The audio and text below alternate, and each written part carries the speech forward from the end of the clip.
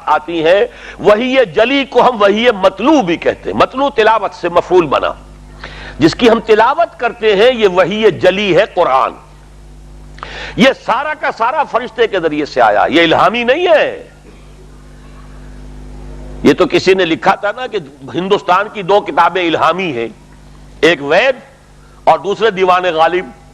تو الہامی تو ہو سکتا ہے، عام لوگوں کو بھی الہام ہوتا ہے. ان کا تخیل جو ہے کہاں سے کہاں پہنچ گیا، الہام ہو سکتا ہے اللہ کی طرف سے. جو اقبال نے کہا غالب کے بارے میں کہ فکر انسان پر تیری ہستی سے یہ روشن ہوا ہے پرے برغے تخیل کی رسائی تا کجا. اور ایک غالب خود کہتا ہے، غالب یہ سارے مضامین آتے ہیں غیب سے، یہ مضامین خیال میں. غالب سریر خامہ نوائے سروش ہے. میں جب لکھتا ہوں اپنے قلم سے، وہ قلم پچھلے زمانے میں ہوتے تھے وہ سرکنڈے کے، تو اسے چرچر کی آواز آتی تھی. یہ سریر خامہ ہے، میرے قلم کی جو آواز آ رہی ہے یہ اصل میں فرشتے کی آواز ہے. غالب سریر خامہ نوائے سروش ہے. تو الہام اور ہے، لیکن حضور کی حدیث، قرآن الہام نہیں ہے، قرآن وحی ہے. یہی فرق ہے اصل میں. عیسائیوں کا معاملہ بڑا اہم ہو گیا تھا علامہ اقبال کے ساتھ، وہ بھی میں آپ کو بتا دوں. عیسائیوں کا مسئلہ یہ ہے کہ ان کی 4 کتابیں ہیں جن کو کہتے ہیں کینونیکلز ہیں. ویسے میں آپ کو بتا چکا ہوں ہے تو 104، لیکن 4 کو تو مانتے ہیں نا، ان میں فرق ہے. اب کوئی پوچھ سکتا ہے ان سے صاحب ان میں سے کون سی ہے انجیل اصل میں؟ اور میں نے یہ پوچھا تھا جب میڈیکل کالج میں پڑھتا تھا، تو منٹگومری میں جہاں والدین کا قیام تھا وہاں بہت بڑا مشن ہے، مشن ہاسپٹل. میں وہاں گیا پادری صاحب کے پاس، which one of them is Bible? جواب سنیے، بڑا پیارا جواب دیا اس شخص نے، تھا بہت کائیاں ہوشیار. نن آف دیم از بائبل. میں حیران ہوا کیا کہہ رہا، عیسائی ہے پادری ہے. None of them is Bible, Bible is in them. بائبل ان کے اندر ہے. وہی جو میں نے کہا تھا، جو کچھ حضرت مسیح پر نازل ہوا اللہ کی طرف سے وہ بھی بائبل میں ہے. حضرت مسیح کی سوانح بھی بائبل میں ہے. حضرت مسیح کے اپنے اقوال، اپنے مواعظ بھی وہ بھی بائبل میں ہے. وہ تو سب جمع ہو گیا. سیرت ہمارے ہاں تینوں چیزیں علیحدہ ہوئی، یہ قرآن، یہ حدیث اور یہ سیرت کی کتابیں. یہ ابن اسحاق کی سیرت لکھی ہوئی ہے، یہ احادیث ہیں، اور یہ قرآن. قرآن کو محفوظ رکھا گیا، کوئی شے اس میں شامل نہ ہونے پائے. بہرحال وہ یہ کہتے ہیں اصل میں، کیونکہ ان کے نزدیک تو حضرت مسیح تو خود خدا تھے نا، خدا کے بیٹے تھے.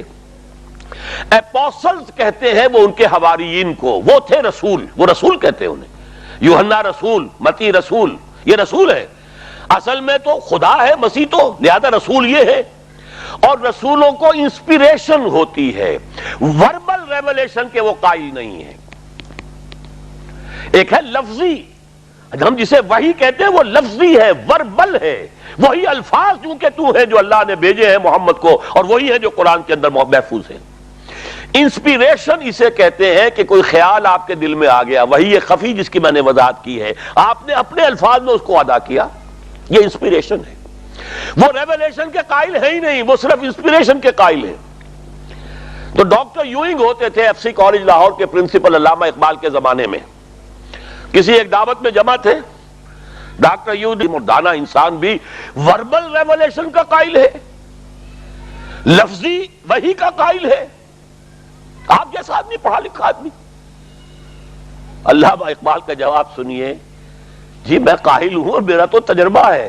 مجھ پر جب شعر نازل ہوتا ہے لفظوں میں ڈھلا ہوا آتا ہے، میں لفظ بدلنا چاہوں بدل نہیں سکتا. میرا تو اپنا تجربہ یہ ہے. شاعری بھی تو شے از الہام ہی ہے نا، تو میرا تو تجربہ ہے.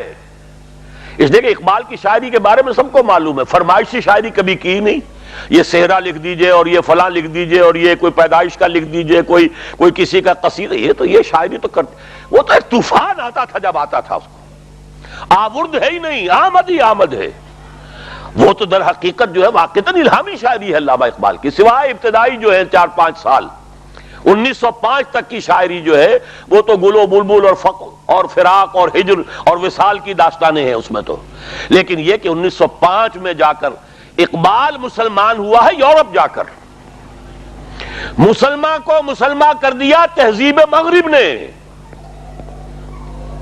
وہ تو وہاں جا کے مسلمان ہوا. اور آج آپ کو بے شمار لوگ مل جائیں گے جو امریکہ میں جا کے مسلمان ہوئے.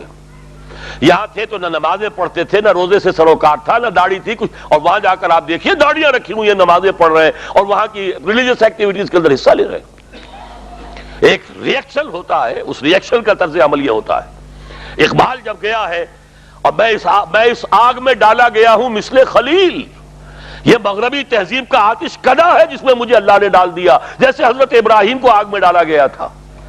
عذاب دانش حاضر سے باخبر ہوں میں جانتا ہوں اس جدید فلسفے اور فکر کے اندر کس قدر گمراہی ہے۔ عذاب ہے اللہ کا، عذاب دانش حاضر سے باخبر ہوں میں کہ میں اس آگ میں ڈالا گیا ہوں مثل خلیل۔